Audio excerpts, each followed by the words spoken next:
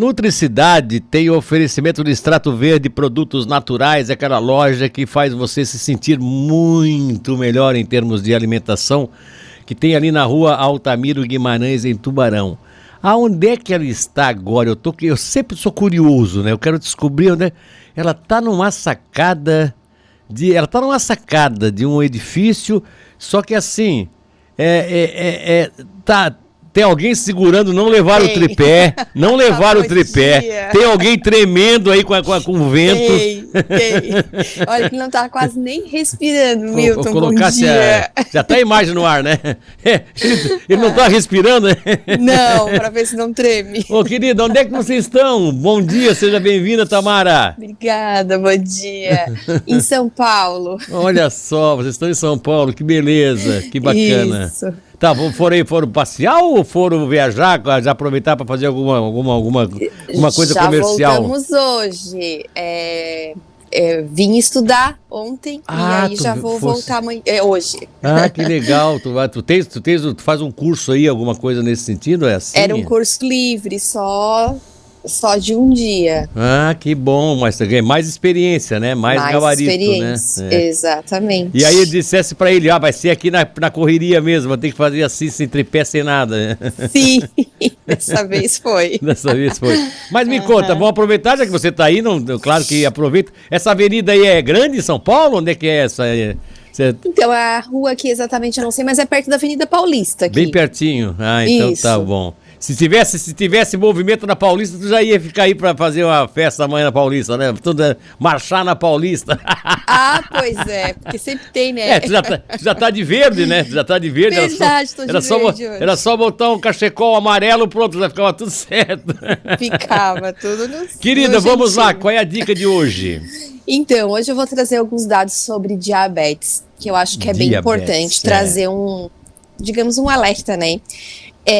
Cerca de quase 11% da população do Brasil tem diabetes, que é cerca de 20 milhões de pessoas. Mas o que mais chama atenção é que existe uma estimativa de que pelo menos 5 milhões de brasileiros têm diabetes e ainda não sabem. E essa é uma doença que realmente ela é muito prejudicial e perigosa, ela gera vários riscos e quando existe o diagnóstico de diabetes ela precisa ser tratada. Mas é uma doença que ela é evitável, né? Então, principalmente quando a gente fala de diabetes tipo 2, né, que é aquela diabetes que é adquirida aí ao longo da vida. Existem alguns fatores de risco, né, que a gente deve destacar.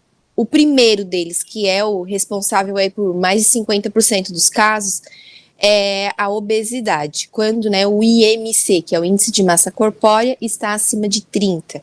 Para a gente saber qual é o nosso IMC, é uma conta muito simples. Peso atual dividido pela altura ao quadrado, ou seja, divide o peso pela altura 2 vezes. Então, esse é um fator de risco. O segundo fator de risco mais relevante é ter uma alimentação inadequada.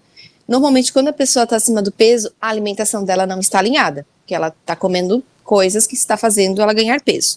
Mas existem pessoas que não têm uma alimentação legal e não estão acima do peso, ou não estão, às vezes, em obesidade, estão ali num excesso de peso. Então, para essas pessoas, elas também têm um risco aí de estar, né, por um caminho para diabetes. Além de outros, né, fatores de risco, né, fumar, ser sedentário, consumo de álcool, são alguns tipos de fatores de risco. Existem os fatores de riscos relacionados à genética, mas os fatores de risco relacionados à genética, geralmente eles se conectam com os hábitos, né? Então, quem carrega essa genética, mas tem bons hábitos, normalmente acaba não adquirindo diabetes. Então todo esse estilo de vida acaba contando muito, alimentação, se exercitar, né, não fumar, dormir bem, né, e aí então fica um grande alerta, porque realmente é uma doença aí que por muitas vezes ela é até inicialmente silenciosa. Tá certo. Deixa eu te fazer uma pergunta. Eu já tinha te dito, já tinha te falado outras vezes, Tamara, que eu tenho assim uma enorme consideração por ti, até porque tu tens um respeito enorme pela questão da medicina.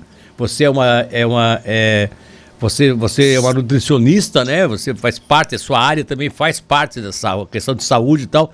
Mas aquilo, como você sempre diz, o médico é o primeiro que você deve se referir quando você tem alguma coisa que, seja por alimentação ou seja por outra razão, você tem que ir no médico. Para o médico vai poder dizer o que é melhor. Aí, só que assim, eu tava aqui, agora eu não vou citar quem é a pessoa e também não vou citar o nome dela, mas assim, tem pessoas que fazem tudo correto, se exercitam, são atletas até, se alimentam bem, não tem nada de errado e de uma hora para outra dá um piripaque. Aí faz todos os exames, não tem nada. Isso pode ser o quê? Estresse ou algum tipo de alimentação pode levar a pessoa de forma silenciosa também ter um problema que nem tem o diabético, que às vezes não sabe e começa a desencadear um monte de problema por causa da questão da elevação do diabetes. Isso pode acontecer também na questão de estresse.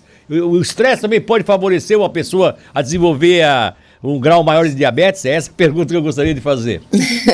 Então, eu acredito que sim, que diabetes, por exemplo, uma pessoa que é diabética, quando ela tem aí um fator que faz com que ela se incomode ou se estresse, enfim, a glicemia ela pode alterar mesmo sem ela ter, digamos, consumido alimentos com açúcares, né? E é mais difícil acontecer uma pessoa chegar a uma condição assim, tendo um estilo de vida muito legal. Mas é um ponto interessante para a gente destacar que digamos, menos recorrente, mas assim, mesmo assim acontece. E às vezes são casos em que a gente não vai encontrar uma explicação precisa. Olha, você, sei lá, desenvolveu diabetes, ou você tá aí com as artérias entupidas, ou, né, enfim, foi por causa do teu estilo de vida. Às vezes a gente realmente não encontra essa explicação. Mas o que é interessante? Mesmo que não teve assim um fator causal que a gente encontrou, para essas pessoas também o que é recomendado? Manter um estilo de vida, usar um suplemento específico, talvez passar no médico, usar algum tipo de medicamento, ou seja, acompanhar, né, esse diagnóstico que acabou tendo.